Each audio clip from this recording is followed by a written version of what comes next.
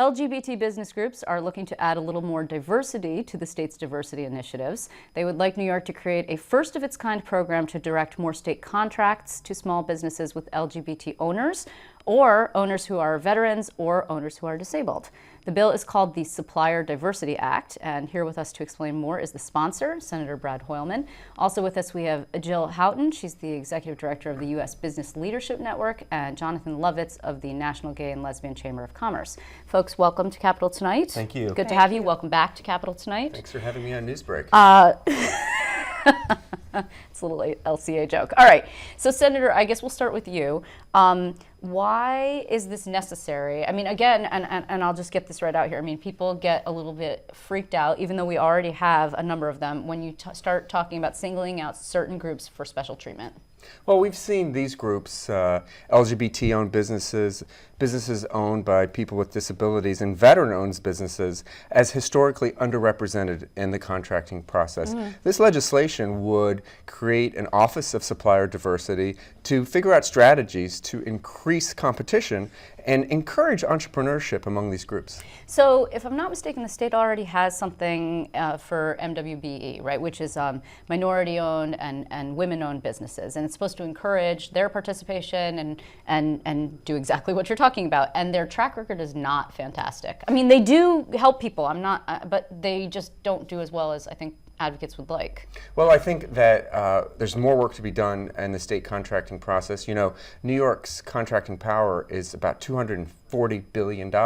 If New York was a country, a standalone nation, it would be the 16th largest in the world, ahead of Brazil and Turkey. So we have the opportunity to leverage all of that influence in the market to help entrepreneurship among groups that currently are not participating. Okay, so we'll bring you folks into the conversation. Jill, we'll start with you. I mean, what is it that you think that might be accomplished here? And also, there's nothing to compare it to, actually. I mean, this would be first in the nation, but is there anything at all out there that we're hoping to model? This is an incredible opportunity in New York State. There are over 114,000 businesses owned by people with disabilities, and to have an equal seat at the table is an incredible opportunity, because many people with disabilities have disabilities you can't see, and they feel fear of discrimination and even owning the fact that they have a disability. So, okay, so those folks are not getting any assistance or benefits or help or, you know, landlines or anything from the state at all already? No tax credits, no hotline, no preferential treatment, nothing? In terms of procurement, no. Okay. And the same for LGBT-owned businesses? At the moment, no. And you know, something that's really important to note here with this act, and we so applaud Senator Hoylman for taking such a leadership role in this, because there have been other attempts at this through executive order, through some very siloed pilot programs in other states, but we've never tried it this way through the full legislative process, which is important because we're talking about a bill that helps all the people. While Jill mentioned there's about 114,000 disability-owned businesses, about 86,000 LGBT-owned businesses who are from the outside looking in right now. They're paying taxes into the system that's allowing the other 50,000 plus contracts across $240 billion to go to everyone else. And one of the things that this program is not, it is not a set-aside. It is not a preferential treatment. It is not any kind of special assistance. It's a seat at the table, and it's going to encourage innovation. It's going to encourage competition. So you'd still have to meet all the same thresholds as everyone else. So you're not lowering expectations for anyone or saying, well, we'll put you at the top of the pile, or we'll look at you first, or any of that. In fact, we're raising expectations, and it's one of the things that both the National Gay and Lesbian Chamber of Commerce and USBLN specialize in, is setting really rigorous certification standards that will be recognized by this bill to ensure that there is no way that you're going to get into these programs and get ahead unless your business is valuable and qualified and will contribute in a way that the state desperately needs. Okay, so you know he brings up this issue of certification and procurement. These are words right now that are sort of buzzwords, and they have a negative connotation. Not because of the way OGS is operating, but we're talking these days about economic development projects, the letting of contracts with a preferential treatment. Perhaps the U.S. Attorney is looking at this to people who also were donating to the governor's campaign.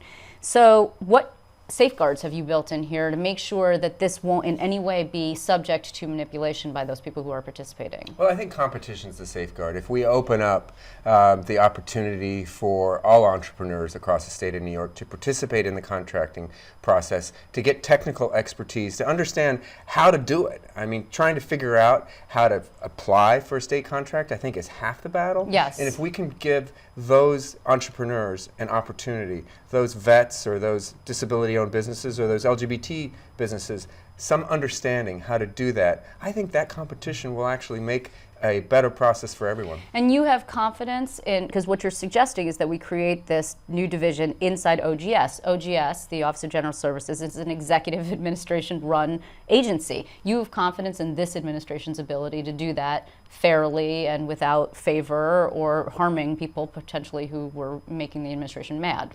Absolutely. I mean, this is about, increasing opportunity for folks who up to now haven't had a foot in the door, a seat at the table. Barney Frank famously said, if you don't have a seat at the table, you're likely to end up on the menu.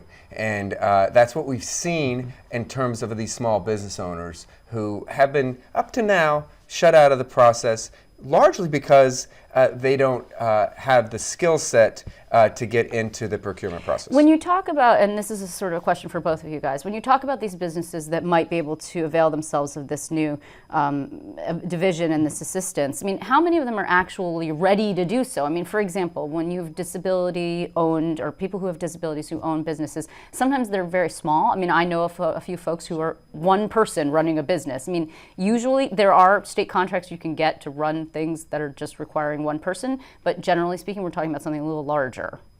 The businesses that we represent run the gamut. I mean, we were joined today by John Robinson, the CEO of Our Ability, that provides video production and communication services. A very successful local firm that employs 5 people, to businesses that we're aware of in Manhattan that employ hundreds. Mm-hmm. And what would the standard be? I mean, and I know, I am entirely cynical, but people are always trying to game the system, right? I mean, particularly for disability, I think that it's a little bit harder, but how do you establish, well, I am in fact an LGBT-owned business, I am an LGBT individual. I mean, you don't want people to be posing, basically. Absolutely, and if you were going to try to game the system, I highly recommend you pick a class that's already got quite a few set-asides of protections available for you. Right. If you're going to pick one of the most discriminated and publicly condemned classes throughout history, I wouldn't recommend going LGBT. But you just proclaim yourself? No, there's a really rigid certification process that looks primarily at your business viability and your ability to deliver on a contract, whether you are a sole proprietor or a major corporation with hundreds of people under your employment. But the LGBT qualifying status is now recognized by over a third of the Fortune 500, the entire state government of Massachusetts under executive order, the Public Utilities Commission of California, multiple federal agencies. So we've proven that our model works. It can't be gamed. There are many eyes that go that review every single certification application. And the whole point is to get people to the floor so they can win on merit. Mm-hmm. We want people to demonstrate, whether you are a one-off mom and pop and pop or disability-owned business, you are you have the same opportunities as someone who has historically benefited from the old boys club. Okay, so let me, Senator, before we run out of time, talk a little bit of brass tacks. I mean, is there a cost associated with this? There isn't at this point. We have to create the office, and we'd have to have administrative support. But just to build on what Jonathan said, and we're leading into Memorial Day, and we often think in the Senate how we can help our vets, those who are returning from Afghanistan and Iraq, and reestablishing their lives.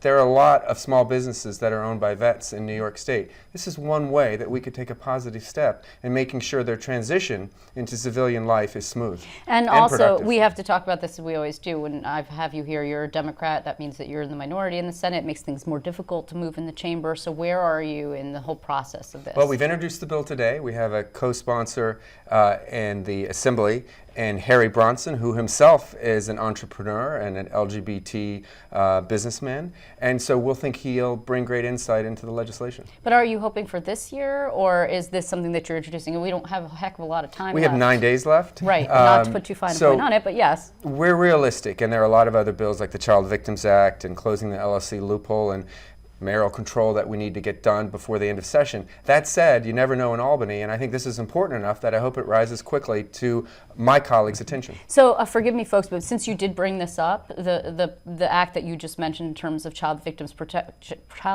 protection, I believe that the Senate declined to take it up. Is that correct? They did. We, in the Democratic conference, issued an amendment that would have forced a vote. We lost by only one vote.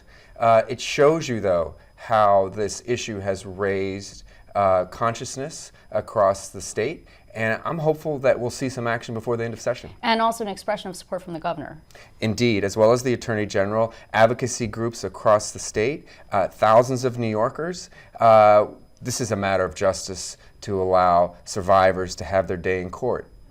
Okay, 9 days left, 9 days for you folks too. We will see where everything shakes out. Obviously, we'll be reporting on it all. I thank you so much for your time. Thank you. Senator, thank you as well. Thanks so much, Liz.